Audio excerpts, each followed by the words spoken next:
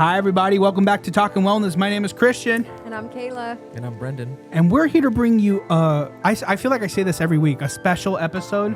But this one definitely feels special because it's coming out today on September 11th. I feel like you say that everyone definitely feels special after you recognize that you say that it's special. Yeah. It's going to be special, though. We know this. Yeah, that's a problem. But it's a problem that I'm happy having because everybody is special. And this person that we have today is special. We're going to be talking a little bit about September 11th. We're going to be talking a little bit about, it's kind of like remembrance, if you will. Yeah. And I remember sitting down with Kayla. Brendan, you weren't here for this conversation. We were sitting down. We were like, how... do we know anybody who has any type of September 11th story? And I literally weeks. And I'm like, no. And sure enough, I go to church one Sunday and I see a gentleman that I care about from church come to the stage one day and quite literally share his story about September 11th. And I said, this is a God thing. This has to be. So I built up courage and I sent him a text. First of all, I called him. No response. I got scared. Then I got a little scared. I was like, no. Then I sent him a text and I asked him if he wanted to be a part. And you so humbly said yes. And we so totally appreciate you for doing this. So much, yeah. So we're just going to start with a quick introduction. Please give us your name and what you do. So my name's Keith Stevens. And I used to be a commodities trader. I worked up in New York as an oil trader in the World Trade Center. I currently am a bank advisor. So I work down here in Coral Springs, actually in a few branches in the Broward County area for a small bank, and I take life a little easier these days. Yeah, I bet. You mentioned earlier that video, the Robert Downey Jr. video, that it's so popular where he's commenting about that, the trades that happen in New York City. And all I know is like from movies like Wolf of Wall Street, where it's like a mess. It's constant screaming and moving around. Like? Oh yeah, organized chaos. But I loved it because I love sports, so it was so athletic. It was okay. It wasn't mundane. Like now I go to work and I sit and I watch and I do what I do. There every day was like being in a full court basketball game. It was unbelievable. I loved it. That's bet. Awesome. Yeah. That's so interesting. You can hang out with us. We're those kind of people too. Oh yeah. We like in here, oh yeah. Her alone, she'll start running all over this building. I have no reason to run. I just like it. She just like it. She probably ran to be in this episode. Yeah. That's true. That is true. So Keith, we want to kind of open the floor here. This podcast, we focus on wellness, right? And one of the things that we really wanted to make sure that we focused on in this episode, especially because it is a serious topic, we wanted to make sure that we focused on what does wellness look like after a tragic event where so many people were involved. It's one thing to experience a tragic event in your personal life, but when a tragic event happens where so many people were involved at the same time, it's a different experience. And I think I know you're gonna talk about that a little bit, especially the community that had to be strengthened after that happened. But just kind of break it down a little bit about, what you were doing. I know you talked about your job already, but kind of what did that day look like for you? Well, just to back that up a little bit. Please, yeah. If you went back 8 years, 93 was like a prep for what happened in 01. So there was an explosion in the World Trade Center, a first attempt at 9/11, but it happened in 93. And again, it was in February of 93 that a car blew up in one of the parking garages in the World Trade Center. And again, I was there. I worked as a trader and our trading floor was there. And once that happened, I mean, thankfully, I believe not only, I don't want to use that word, but a handful of people did pass away. But again, the damage was much smaller, and it kind of woke up the city, and it wasn't nearly what happened in 9/11. Was it a purposeful explosion? Oh yeah, it was an Al Qaeda. Oh yes, car bomb that was driven into the garage in the yellow section, and I actually had a car there that I lost. So thank God, not me, but a car, which is replaceable, and it kind of woke us up, but it got forgotten. People, because there was no great tragedy, so to speak, it kind of got swept under the rug. But it was kind of like the minor leagues of what was eventually going to happen. Of course. Now, they did prep the area a little by putting up guardrails and things along those lines, but it was never the expectation of what was going to happen, nobody ever dreamt. And then I just went to work. It was a Tuesday morning. I'll never forget. And I drove to work every day. This particular day, I didn't drive. I dropped my car off on Monday. It was a Monday that I dropped my car off to be repaired. And I was in the gym watching Roger Clemens pitch for the Yankees. Sorry. And he was with us for a little bit too. The next day, I got on the subway and I went down to the World Trade Center. The trains all emptied into the bottom. And when I got there, I saw people everywhere. And people I knew were all looking up. And again, I went to work just thinking it was a regular day. Right. Another normal day, and people were looking up. And after the first plane had hit, the theory was, or the thought process of the people there was, a plane just ran into the buildings. They're gigantic buildings. They're near airports. And papers were flying around and people just looking up in amazement. And as I was. And then coming up the Hudson River, another plane came. And it happened so quick. When I think about it now, I get goosebumps, and it feels like slow motion in retrospect. But at the time, it was just, it came, it hit, and it blew up. And simultaneously, police cars came skidding down, and they were fanning people away. Get away, get away. And I remember guys that I worked with were down watching, and I lived in the city at the time. I lived up on 82nd Street and First Avenue, which is about the equivalent of 4 miles away.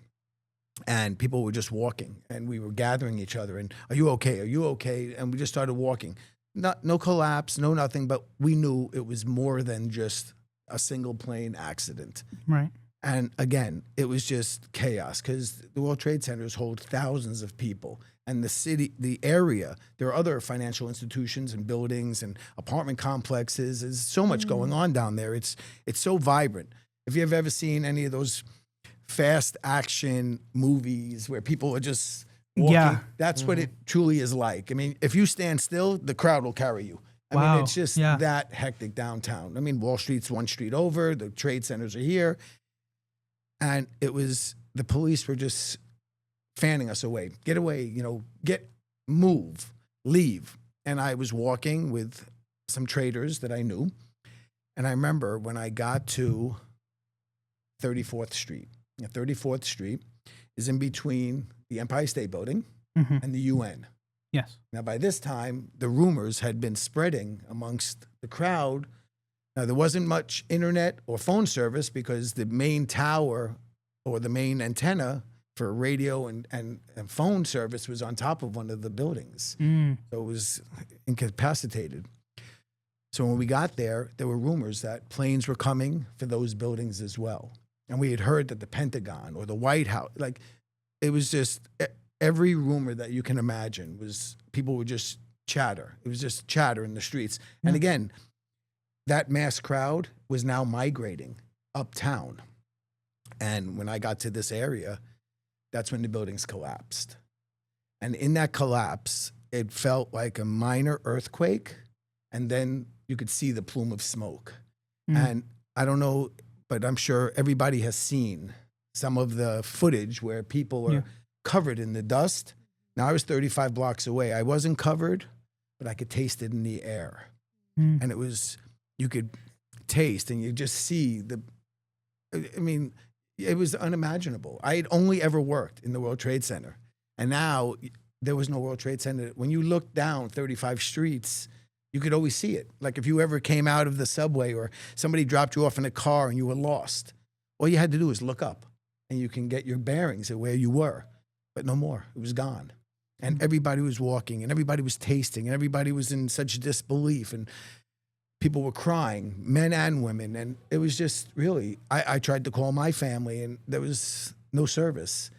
And it was surreal, unreal, and I didn't even know what to think. And again, I was caught up, I was young, and I was kind of caught up in the whole trauma of what's next? Is this a war? Is this what war looks like? Right. Or, what's going to happen next? And then there were rumors that there's going to be no food in grocery stores, no water. The services were going to be out. And by the time I got to my house, it was a little calmer because, again, I was 4 miles away. But it was just unbelievable. The initial. I don't want to keep talking. I don't know if you want to ask me questions. No, you're doing but, great. okay. I love this. Okay, so We're I all- got to my house, and I actually have an estranged father who I hadn't seen in years, actually came to my building to see that I was alive because he knew I worked down there. Right. So it was a little touching for that 5 minutes. And then, but I just remember, like, I was home and my doorman was asking if I was okay. And it just seemed that everybody, because again, you can tell that I was a little dusty and that I just come from that, and I was shaking and probably crying a little. Yeah, Where I worked, because of what happened in '93, there were a lot of meetings and a lot of pre-work. My job didn't start as a trader. The exchange didn't start till 9:45. So there was no reason to necessarily be on the trading floor. So there were offices. And back in '93, a lot of people went to the roof to be rescued. They thought that planes or helicopters, or it was just a safe place to be. Right. Not this time. Right. Unfortunately, this time the buildings didn't sustain. So let me ask you this then, just to make sure that I'm understanding right. Part of the protocols for safety was go to the roof. Am I understanding this Yeah. right? Wow, interesting. I've never So like heard a of this Cantor before. Fitzgerald, that was a big financial firm. They have, again, I don't really know, but 2,000 employees. Of those 2,000, maybe 1,000 went to the rooftop last time and they were saved.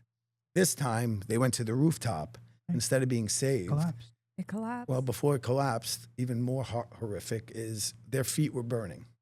They were burning to the point that they were losing their limbs, and they had to either stay there and burn to death or jump. Yeah. So you would see in some of the footage people jumping because they couldn't bear the pain of burning. Yeah, and it's interesting that you mentioned that because I mean, growing up, obviously I wasn't there, but and when that happened, I was maybe 2, I think I was. So I wasn't in the zeitgeist at the moment, right?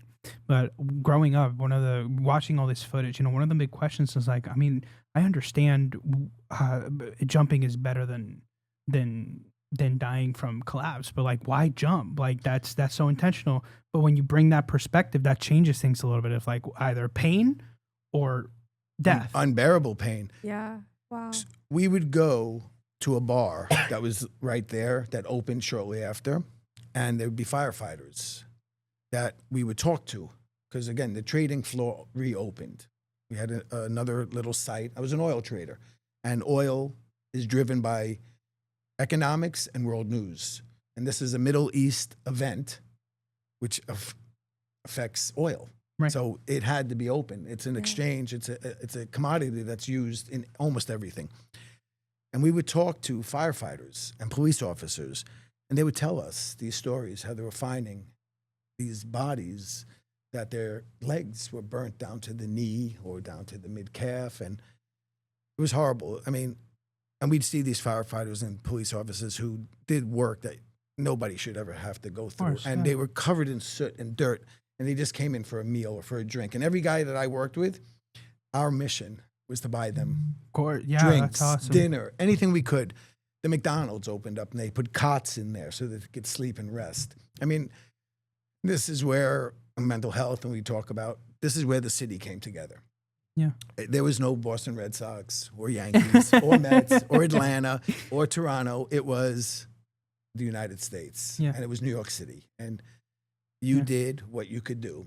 And again, this 9/11 was a Tuesday. And that Monday, we reopened. But that Saturday and Sunday, I went downtown, like most of the other traders, and I handed out socks and water. And, we did what we could do for anybody and everybody. And there were so many other people the same.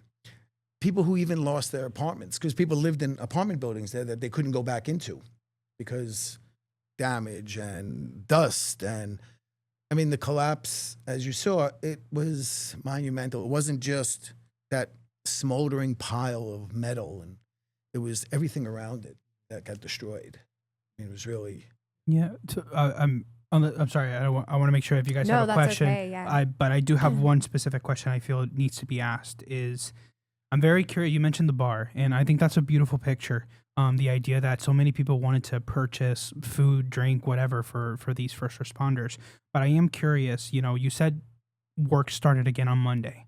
Obviously that's very normal in terms of like society, right? Something big happens, a tragedy happens, come back to work the next week.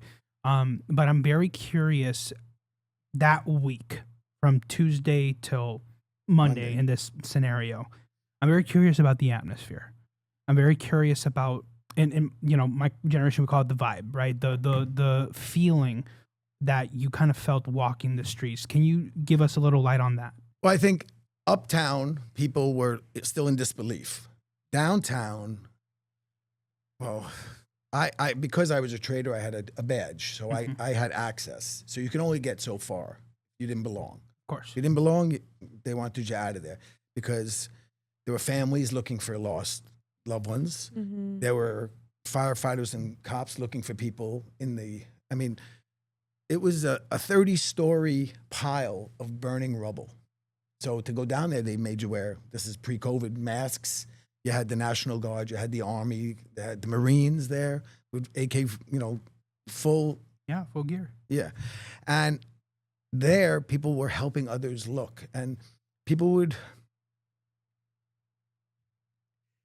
break down and cry, searching on hands and knees, just looking for anything or anybody. Yeah. It was just, and then little kids, they were taping up pictures of their loved ones, or they were drawing. It was just so touching. Thankfully, I really didn't lose anybody. I lost 31 coworkers, but they were coworkers. They yeah, of weren't course. loved Not the ones. same. They weren't. Yeah, they were people I had lunch with, or I played cards with, or I shot with. Pardon my French, but they weren't anybody that I would. Like now, I live in Florida. I don't reach out to half those people anymore. But still, to lose somebody I stood next to day in and day out, razzing one another, and then to watch people crying, sifting through trash and rubble, and it was. You can see 24 years later, I'm drawing a tear, and so I used to go all the time. Every year I'd go down just to tell people about it because I didn't want anybody to forget this. I don't ever want it to be forgotten. And unfortunately, in our society, after time, they always say time heals all, but this should never, ever be forgotten because it was 3,000 people. 3,000 people who dropped their kids off at school and went to work, and 3,000 people who, I had friends, Elkin Yule and Eddie Oliver and these guys, Jimmy McCallery, who had little babies. They were 30-year-old kids who were traders who went to work one day, green as can be, dopey, and never coming back. Yeah. You touched on something that I found really interesting, which is like almost immediately, even in the moment that you guys were supporting each other, and like, you mentioned the, buying someone a drink afterwards. What did that support feel like for you and like for the entire city? Like, not just that you could speak for the entire city, but how did that look like?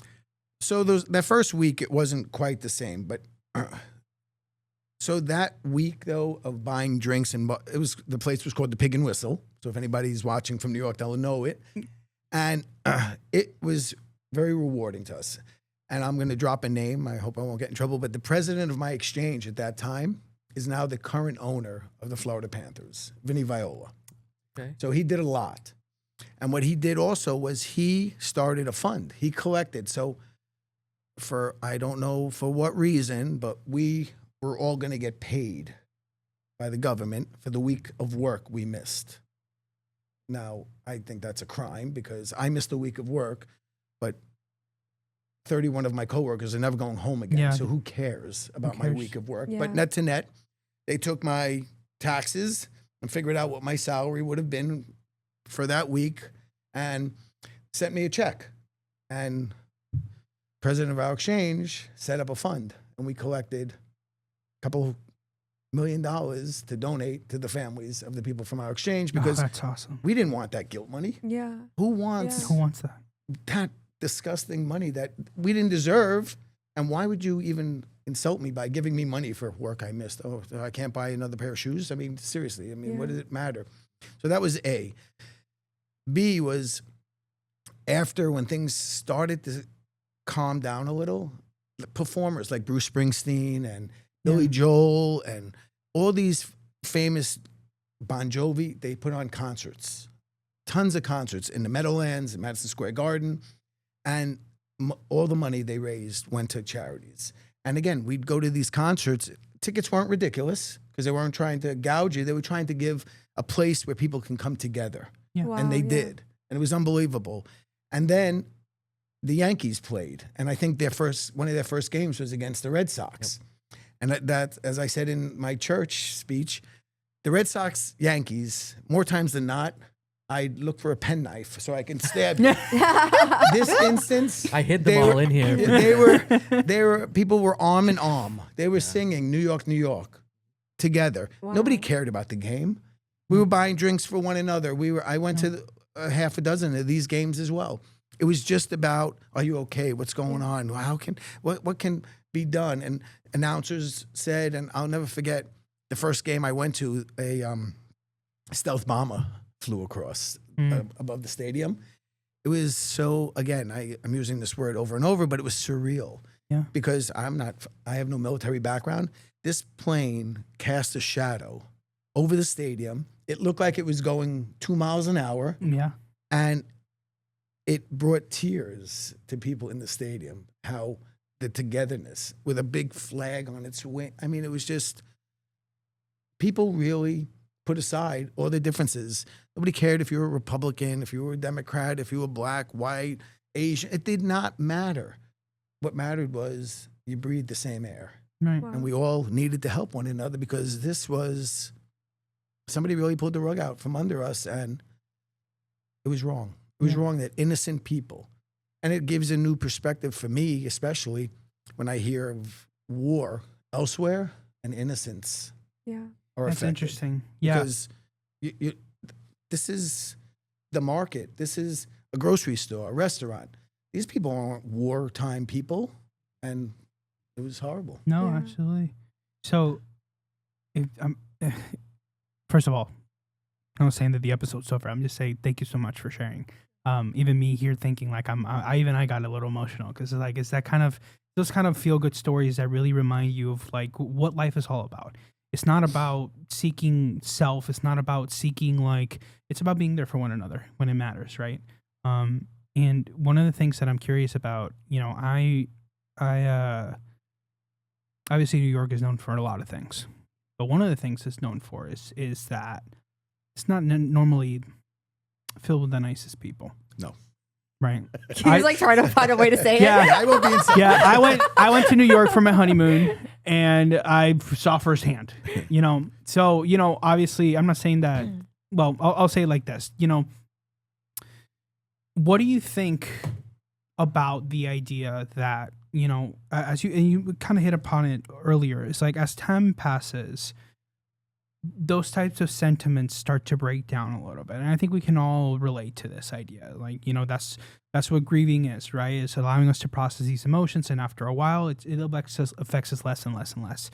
But from going to, let me buy a cup of Joe for a firefighter who's out here helping people, to what we kind of see today, where it's not that, where it's kind of you on your side, me on my side, right? Me and mine's on my side, you and yours on your side.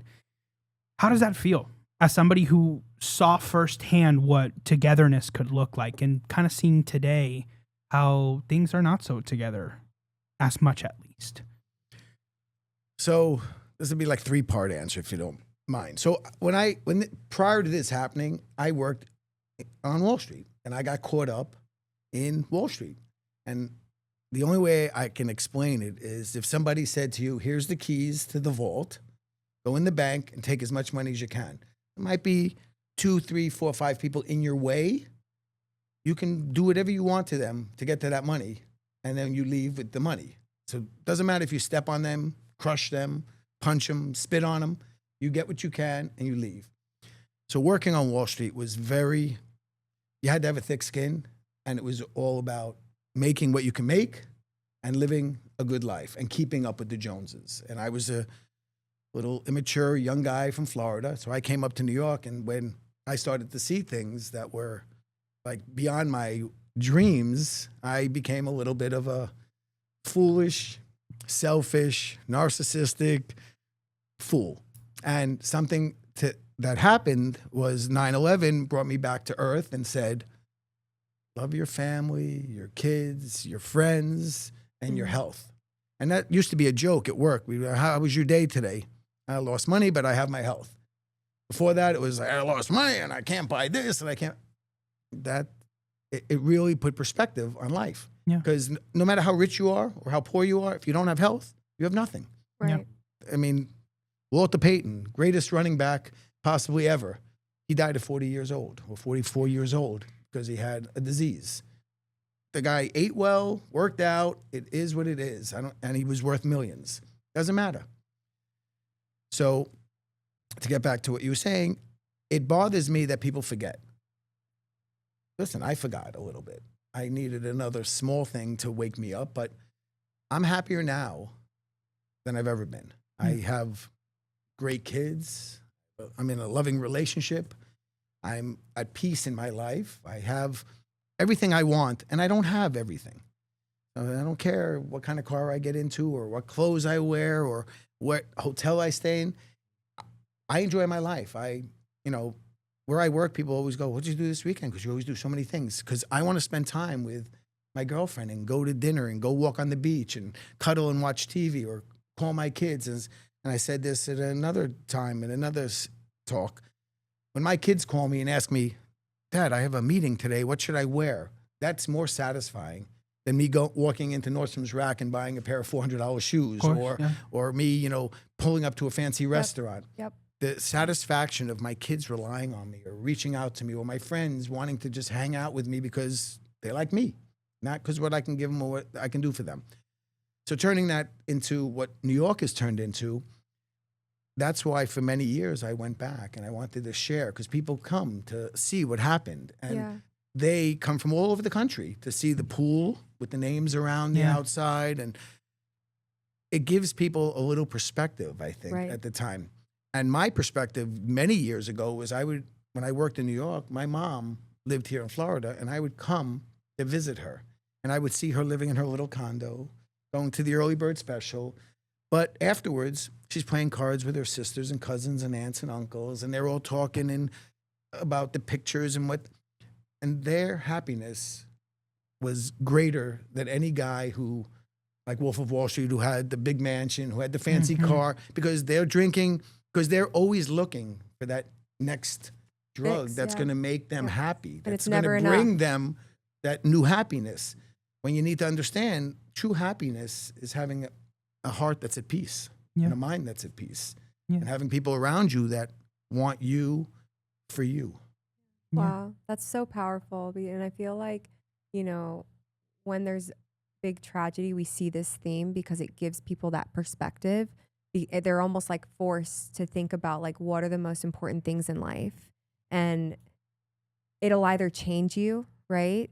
Or like you said, like people forget and then they go back to, the normalcies of things. And like, to me, it's like very sad to know that like, our society, like we struggle with that, we struggle with that as a society. I love the fact that you all came together as a community. And I was actually in elementary school when that happened. And I think the whole world was watching from wherever you were. And I was in Florida, and I remember like seeing it. I remember being in school. I remember them turning on the TV, and it was just like such a experience. And as a kid, I didn't really understand, but I knew it was like really bad. And I remember seeing like adults like falling to the ground and like crying and getting on the phones and things like that. And so it's like hearing it from your like firsthand view and you like actually being there and like what that was like is just like so powerful. I think you need to share your story more, because hearing that of what happened, what that was like, and then how it changed New York for the better in those moments and how everybody came together. That message needs to be told. People need to hear that, because for me, I am thinking in my head right now, like, wow, like it really comes down to that. Like, what is the most important things in life, and how do we come together in these tragic times? And we live in a world today where there's so much tragedy that's taking place. So how can we hold this perspective that you're talking about, all of us, and carry that to be able to have like that strength in our communities? Yeah.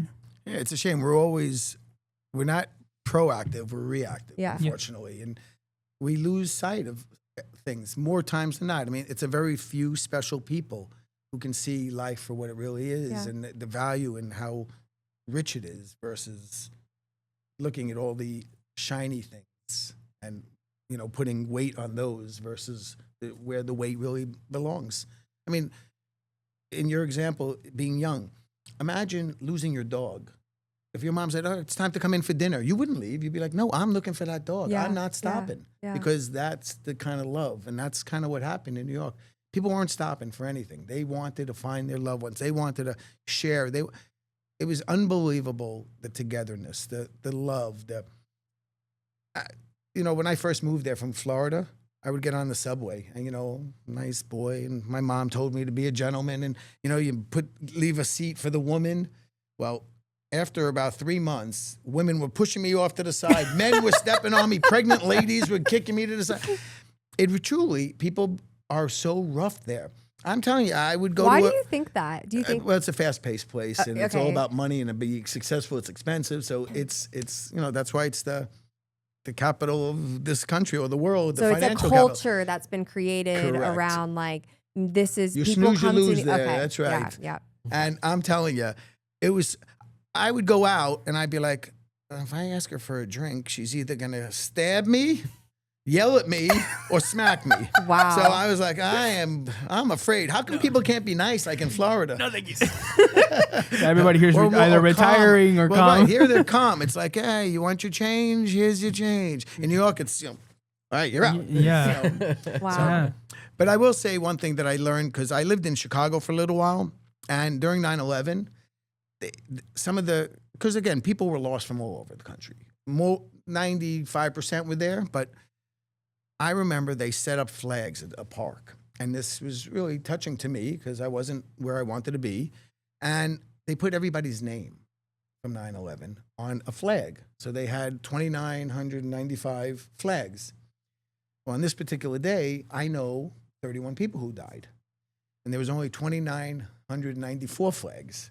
So as I'm looking, one of my friends, he was an Asian gentleman, so his name actually ended with a consonant, and it was at the end. It was a Z. And not that Asian had to do anything with it, pardon me, but it was not there. And I remember going to the people who held this event, and I said, "You're missing." I said the name. Yeah.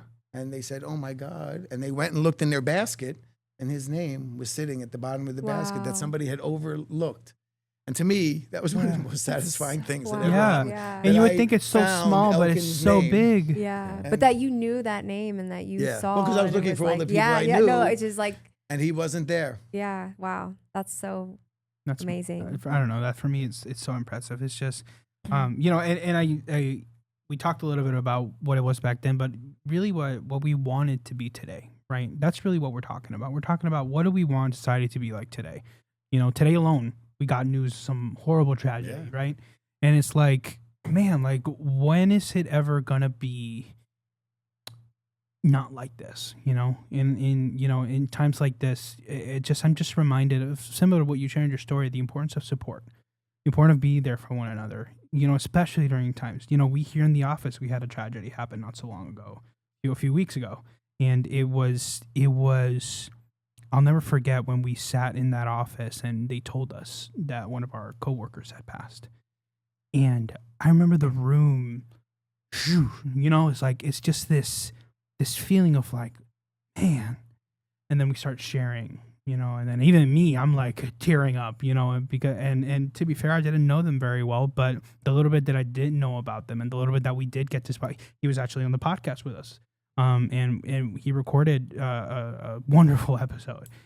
And I just think a lot about how tragedy, so many people see tragedy as this opportunity to just like separate and just, I want to be alone.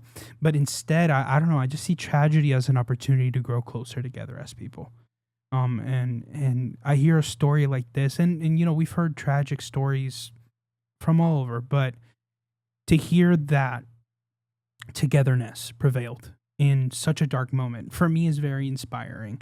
And as I'm sure it is for the both of you, because I don't know, it's just one of those reminders of like the importance of togetherness, and at least me, I want to strive to be the kind of person that will never forget togetherness, you know even when something, let's say, even and I'm using this example, but even if you got somebody in your office who's like maybe not the coolest person to be around, but the importance of making them feel included and the importance of being together as a team matters so much more than any petty arguments or beliefs or whatever, right? So I guess I don't have that many more questions to ask you other than this one. I guess it's two questions really. I'll start with one. What do you feel was the biggest lesson you learned from this experience? I guess for me was understanding that at any moment anything can change. Yeah. And to appreciate, the things that are truly valuable. I was young, and I'm sure I made mistakes after that, and I'm sure I had some of my, I still got caught up in some of the waves of Wall Street. But I think overall, deep down, when I have time alone, even back then, I knew to respect what was important and to understand what was important and try to shake off and put my sword down, so to speak, and not look for fights and not look for, and I mean verbal, and look for trouble, but to accept and understand that we're all people. We all put our pants on the same way. Yeah. Everything's the same about us. We need to not be so divided and just appreciate one another. And if you don't like something about somebody, that's okay. I don't like every flavor of ice cream. I don't eat every food that's out there. We're all a little different, and just accept it and learn from it and relax and calm down a little. Yeah, well, actually, that I was going to ask you this question, but you kind of awesomely answered it. What advice would you give to people going through grief right now? Well, I know they always say, time heals all. I'm not a true believer because there is pain, but you have to reach out to others because nobody's pain is something so unique. People all over the planet or all over your neighborhood or all over your family have experienced something similar. So if you need to lean on them, lean on them. We always think that whatever happens to us is so unique. It's not. Just like our kids will look at us and go, well, you don't know. I do know. I've done the same silly things, and I did that, and I did this. Or, reach out to people. It's okay. And it's okay to share. And it's okay to look for help. Yeah, Dad, you don't get it. You've never been to high school. What are you talking about? Ugh. Stayed out late and got drunk? Never. Thank you so much for joining. It's really a pleasure to have you. And I know I'll see you every Sunday at church or when we come and I have this relation. But I really do appreciate you giving your time and just talking about your story because, kind of like Kayla said, it matters so much. That's why we do our series, My Story Matters, is because we believe that we all have stories that are so powerful and can have you never know when a story is going to reach someone. This weekend alone I saw a horror film, out of all things, with my mom, and afterwards she's crying and she's feeling all these emotions, and I ask her what's going on, and she's just telling me how much she related to one of the characters in the film, and it was speaking to her story right then and what was going on, and she felt connected, So it's so important to share stories in any medium that you can, because you never know when your story is going to be able to reach someone. So you guys have any final thoughts to share? I wanted to bring up, what we talked a little bit about, the support afterwards. And I'm curious to know as we reach the 24th, sort of year anniversary of this, what does that resilience mean to you, and how do you resilience? Well, thankfully, credit God and my family, I have pretty thick skin, and I'm weak deep inside. I get teary-eyed sometimes watching a movie, just thinking that of my kids or thinking about those things. But outwardly, I have a pretty hard shell, and I know maybe I shouldn't be that way, but I will never forget it. I love sharing the story. I mean, I have a ton of stories of life in general because of where I worked. I think I worked in the armpit sewer, Hilton, and Ritz-Carlton all at the same time. I mean, it really gave me so many life experiences. And again, I came to New York as a super naive, young, green guy. And what I learned in my time in New York, I could write a book. But it shaped me. It helped make me understand riches, poors, good health, bad health, success, failure, death. And again, I'm thankfully pretty strong. I mean, I've been through basically 2 9/11s, Hurricane Sandy. I watched somebody get pushed off a platform on a train. I mean, I've seen a lot of negative. I've seen a lot of riches.